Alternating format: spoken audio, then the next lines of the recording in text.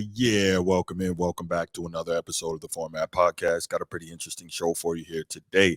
It's Throwback Thursday, so you know what time it is. And I was actually going to do a show today on Pistol Pete Maravich, who is kind of the innovator of so much of what we see today in terms of the showmanship, the fancy ball handling, the fancy passes, and all that. Magic Johnson even said that his game was heavily introduced by Pistol Pete. And I was getting my stuff together, getting my information, doing a little bit of research to go ahead and put that show together for you when I got the notification across my phone that OJ Simpson, the Juice, one of the greatest running backs of all time in the NFL, had died yesterday at the age of 76. So I changed courses and I'm going to go ahead and I'm going to do the show about the Juice. But before we get to that, you know what time it is. If you're here on YouTube and you haven't already, please make sure you go ahead, click that like, that subscribe, that notification bell. Make sure you're kept up to date whenever we drop new content on the channel. If you want the audio-only version of the podcast, open up your audio podcast platform, hit the search bar, type in The Format Podcast, and we should come right up. If you're enjoying the content, make sure you give us that like, that 5-star review, and drop a comment. All that stuff helps us rise in the algorithm, helps us find more sports fans, helps more sports fans find us. And finally, make sure you write it down, put it in your phone, set an alarm, do whatever you got to do to remember. Saturday nights at 7 p.m. we are live here on the Format Podcast, and we'll give you the opportunity to call in, talk to us, get at me. I love it. I can't wait. Okay, so as you heard me say in the introduction, I think that, like I said, I had planned to do this show on Pistol Pete Maravich, but, you know, I got the notice that OJ passed away, and I decided to go ahead and do that instead. Now, I know a lot of people have conflicting feelings on OJ. A lot of people don't see him particularly well. A lot of people in the white community don't see him well. A lot of people in the black community don't see him well, but this is a sports show, so I'm going to talk primarily in this episode about his incredible abilities as a football player. And of course, we gotta, we can't talk about OJ without at least briefly touching on the other stuff. But let's get to it. So OJ was he's one of the first guys that you knew about, that you heard from, like as a pro athlete in America, kind of going from the projects and being a poor black kid to really making something of himself and becoming super famous and like a national hero through athletics. So OJ is, he's a kid growing up in the projects in, I think, San Francisco and Oakland, in that area. And he ends up becoming a track star and a football star in high school. And then he goes on to USC, University of Southern California, where he ends up winning a Heisman Trophy.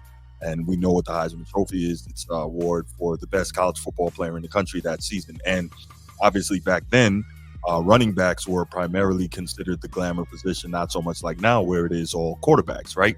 And so OJ was an incredible player, wins the Heisman Trophy, and then goes on to become an NFL rookie in 1969, gets drafted to the Buffalo Bills. Now, this is interesting, right? So you go back and you start looking at OJ's numbers, and this guy is, numbers aside, one of the greatest football players of all time. When you watch this stuff that he could do, man, the juice was incredible, absolutely incredible. And obviously his best seasons were for the Buffalo Bills. He played 9 of 11 years for the Buffalo Bills, and then his final 2 years he got to go back home to California and he played for the San Francisco 49ers. Now, this is the interesting part to me, right? His first year, he only had 697 rushing yards. His second year, only 488 rushing yards. He only played in 8 games that second year, so I'm assuming that there were some injuries involved. He played all 14 games in his third year, 742 rushing yards. So, he took a little longer, I think, to get acclimated to the NFL in terms of really becoming what he would be. But this is where the crazy part happens. In his fourth season, he jumps from 742 rushing yards in 14 games to 1,251 rushing yards in 14 games. And over the next 5 seasons, from 1972 to 1976, so 72, 73, 74, 75, 76, over that 5-year span, that is one of the greatest 5-year spans in NFL history. And he goes on to average 1,500 rushing yards. More than 1,500 rushing yards. Exactly 1,539.8 rushing yards per season over that 5-year stretch, and totals 7,699 yards. Again, one of the best 5-year stretches we've seen, right? And the crazy part is, now keep in mind, he's averaging 1,540 rushing yards. But the big one is, back then, the NFL season was only 14 games long. And let me ask you this. Is there anyone out there, without looking it up, that can tell me who O.J. Simpson's quarterback was? Or who were some of the wide receivers that played on that team? Exactly. And the reason I bring that up is OJ was clearly, without question, the only offensive threat on that roster, right? And again, like I said, during that 5-year stretch, the guy averages 1,540 rushing yards. And the coup de grace was the 1973 season, where he became the first man to rush for over 2,000 yards in one season. He rushed for 2,003 yards in only 14 games, 12 rushing touchdowns, averaging 143 rushing yards per game. Now, to me, why that's crazy, like I said, he was the only offensive threat on that team. Nobody knows who his quarterback was. Nobody knows who his wide receivers were. Obviously, he had a lights out offensive line. I think they called them the electric company. They were really moving things for the juice. And I mean, he just got busy. And that's in an era where the game, much like basketball, was so much more physical. You could really hit guys. You could, really bring the heat to them. And as you saw in the highlight package that I played a little while ago, OJ was just incredible in terms of, he could run between the tackles, but when he got outside, he turned on that track speed, because OJ was a track star in college as well as high school. So he turned on that track speed and he could move on you. And as you saw, he was rarely caught from behind. I think OJ is probably one of the more overlooked all-time great running backs. And of course, we know that some of the stuff that happened later in his life led to a lot of that. But in his final 3 seasons, OJ only rushed for, in 1977, 557 yards, 1978, 593 yards, and then finally 460 yards in his final year of 1979. So he started off slow and he finished kind of slow. And obviously, we know that, like I always talk about, sports medicine wasn't the same back then. But the fact that in 11 years, he rushed for 11,236 total rushing yards is crazy. And obviously, we know the guy was a first ballot Hall of Famer, blah, blah, blah. And he's well known as one of the greatest running backs, one of the greatest football players of all time. But the funny thing was, because of his football career, he ended up being one of the most loved people in America, right? Which is crazy, especially as a black man in the 60s and 70s. Like, that was at the time you were going to be one of the most loved people in America. Hell, it's 2024 and it's hard as a black man to be one of the most loved people in America. But everybody loved OJ, right? To the point that he had national ad campaigns in the early 90s. He was actually like a sideline correspondent and a football correspondent in the NFL for NBC's coverage of the league. He was an actor.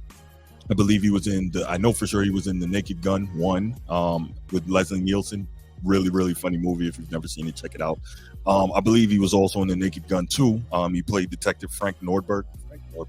Well, Detective Nordberg, that was his last name in the movie. But anyway, the point is, he was well loved. And one of his most famous commercials was him. It was a Hertz car rental commercial, and he was like running through the airport and he was jumping over things and hurdling things in a suit. And, everybody really loved OJ. And then, of course, and this is so funny, right? Because as much as I know about OJ's heroics on the gridiron and him being loved, off the field and all of that, when I think about OJ, this is so odd. The first thing I think about, because I was such a basketball lover, 1994, I'm 14 years old, 15 years old, I think. And I'm watching, 16. I was 16 in 1994, and I'm watching the NBA Finals, and I believe it was Game 5, and Houston is playing New York. So Hakeem Olajuwon and Patrick Ewing are dueling it out for the championship while Michael Jordan's away playing baseball. And during this Game 5, all of a sudden, we get the NBC News cutaway, and they went away from the NBA Finals to show the Bronco chase with O.J. Simpson in the Bronco on the freeway in California. So this is shortly after the murder of his ex-wife, Nicole Brown Simpson. And he was widely thought of as having done that. But it was a major, major news story, obviously, because O.J. was such a well-known and at that point beloved person in America. And so they cut away from the NBA Finals, and they're they're showing the Bronco chase. The cops are chasing the Bronco down the freeway in California, and it was crazy. And I'm like, get back to the game, get back to the game. And so that's one of the things that I think about probably first when I think about O.J. Simpson, not his greatness as a football player. And eventually he went to trial for the murder, and he beat the case. Legendary Johnny Cochran, if the glove don't fit, you must acquit, and all of that. And he beat the case, and but he ended up, I think they ended up kicking him out of the Hall of Fame, taking his bust away and all this. And so his name definitely got smeared because of that. And then he got in more trouble later in his life, ended up doing 7 or 8 years in prison over some other stuff. And it was just crazy. And then, you know, obviously he went through a lot with the black community, because when he was at his height of fame, he kind of distanced himself from the black community, saying things like, I'm not black, I'm OJ. You know, I guess trying to avoid, you know, racism and those type of things. And then obviously he got in problems with the white community because his ex-wife was white, and many people think that he was responsible for her murder and the murder of her boyfriend, I think Ron Goldman. And so, you know, the whole thing ended up being crazy. But yeah, so I would have been remiss if I talked about OJ and didn't bring up that part of it. So I'm not going to dig too deep into any of that.